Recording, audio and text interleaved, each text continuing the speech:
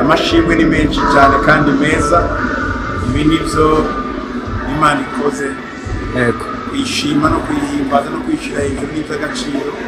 Urabibona ko nta wundi wabikora, ibi byose bizakorwa n'Imana gusa. Ibi ni Imana ibikoze, turayishima. Wahisemo gukurikira Gospel Hour, ni umwanya mwiza wo gushima Imana, ni umwanya mwiza wo guhembuka, ni umwanya mwiza w'ibihe byiza hano kuri Stade Amahoro, aho turimo turizihiza Rwanda shima Imana, turimo turashima Imana ibyo yakoreye abanyarwanda twese muri rusange. Mpuye na pastor, umuvugabutumwa, umuntu w'Imana, umuntu uvuga Imana bikemera. Tugiye kuganira gato yatubwira uko yumva Rwanda shima Imana kuri iyi nshuro, byinshi Imana yakoze kuri we ku buzima bwe, ndetse abanza nadusuhuza. Tuguhaye ikaze pastor. Turabasuhuje mu izina rya Yesu. Twakiriye ikaze muduhaye, Imana ishimwe kandi Imana ihabwe icyubahiro. Yego, dushimye Imana kubw'uyu munsi wa Rwanda shima Imana.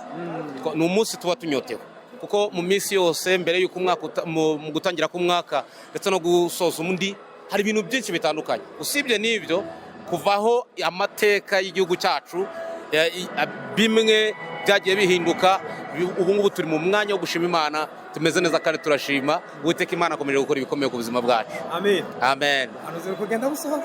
Ubuhanuzi uri kugenda. Reka nkubwire, uyu munsi buri muntu wese umubajije akubwira ko hari ibintu byinshi bitandukanye yagiye abona.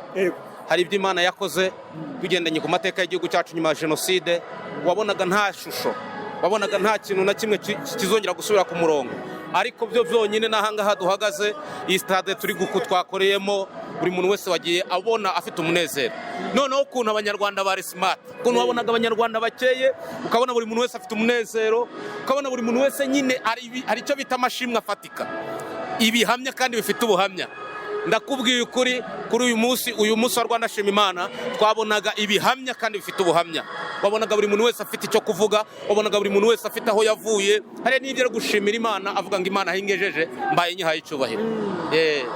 Abakurikiye Gospel Hour aka kanya, urababwira iki urebye iyi Rwanda shima Imana itandukaniye na Rwanda shima Imana zabanje? Ese stade kuzura bivuze iki kuri wowe, kubona abantu b'imyemerere buzuza stade? Kwa dusanzwe tuzi ko ari ibintu bikorwa n'ama equipe, ariko ubu ngubu abashima Imana barayujuje. Uyu munsi stade yuzuye n'abantu bagera hanze. Yego, ni ikimenyetso kikwereka yuko abanyarwanda n'ubu babuze aho bicara, ukubona muvoma abantu bari gushaka imyanya bayibuze. Stade batangiye gufungura guhera saa 4 kugerana n'uyu mwanya muri aya masaha ya saa 11, kandi urabona bamwe bagifite inyota yo kumva ngo yo kuza gushima Imana. Ni ibintu bikwereka yuko buri muntu wese hari ibyo Imana yakoze kandi uyu munsi yawuhaye agaciro. Uri gusanga abana batoya, uri gusanga abasore, inkumi, abakecuru n'atunguwe, mbona abasaza nabo bazi imbere y'Imana. Rero aho iyi Rwanda shima Imana itandukaniye n'indi myaka ya mbere, wabonaga bamwe bataramenya, batariyakira mu gushima. Byumvikane ko hari na bamwe bari bafite ibyo batari bafite ibyo gushima. Ariko ubu ngubu turashimira nyakubahwa Perezida wa Repubulika, turashimira ubuyobozi bw'igihugu cyacu, turashimira n'abantu bose, amadini n'amatorero yakomeje kugenda duteramo umutima w'ihumure. Ikikwereka yuko abanyarwanda hari icyo bamaze kwakira, nuko babona muri iki gikorwa kingana gutya. Abashumba, hari abashumba batandukanye mu matorero atandukanye bakoze amateraniro mu materaniro yabo, ariko baravuga ngo reka baze bashima Imana. Ni bimwe bikwereka yuko u Rwanda tumaze kunezerwa kubw'igihugu cyacu n'ibyo kimaze kutugezaho. Rero dushimye nyakubahwa Perezida wa Repubulika, nyakubahwa Perezida wa Repubulika Paul Kagame, akomeze yubahwe kandi Imana ikomeze umuturindire. Hari abadukurikiye tubizeze ko muzagaruka kuri Gospel Hour, uretse kuba ari Rwanda shima Imana y'uyu munsi. Ahangaha ni mu rugo, ndahari ndahungwe no kukubona. Ahangaha ni mu rugo, abantu bo kuri Gospel Hour mutwitege ahangaha ejo n'ejo bundi, iminsi yose ahangaha ni mu rugo. Umukozi w'Imana nawe ndabizi neza ko afite amavuta y'Imana. Rero mukomeze muryoherwe, mukurikirane ibiganiro bya Gospel Hour, kandi ikiruta byose bitere kujya bica mu gutwi wibike mukunde, ahubwo mujye mukomeza muyikunde, muyishishikarize n'abanyu, abastante, aba uncles, abakecuru n'abasaza, bose bakomeze bashishikare, kuko ibi bintu by'ubutumwa bwiza ntabwo bijya bikoze isoni. Byanga bikunze bituma ubuzima bugenda neza kandi bigatanga uburamye. Turagushimiye cyane. Urakoze cyane, ndanezerewe. Imana ikomeze baho umugisha. Amen, amen. Amen.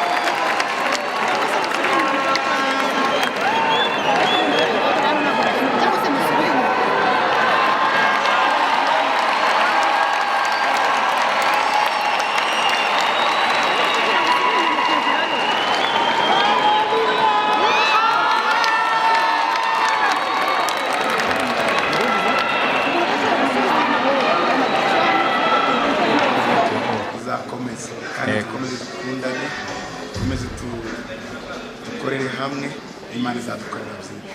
Murakoze. Murakoze.